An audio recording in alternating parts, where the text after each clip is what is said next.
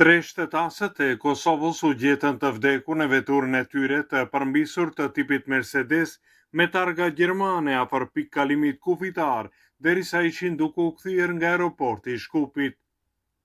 Gjatë rrugës ata kanë hyrë në 2 kilometrat e papërfunduara të autostradës Shkup-Blac, me rast vetura e tyre ka rënë në humner. Viktimat janë identifikuar si Ejup dhe Gjeneta Tërnava, burë e grua, dhe motra e Tërnavës, Fatmire Shabani, të gjithë nga Vushtria. Ministria e Punëve të Brendshme e Maqedonisë së Veriut përmes një deklarate me shkrim ka njoftuar se aksidenti tragjik u raportua mbrëm rreth orës 22:35 minuta, ndërsa pas kontrollit në vendin e ngjarjes u konstatua se në automjet ndodheshin 3 persona pa shenja jete, një mashkull dhe 2 femra. Vdekja e tyre u konfirmua nga ekipi ndihmës së shpejtë.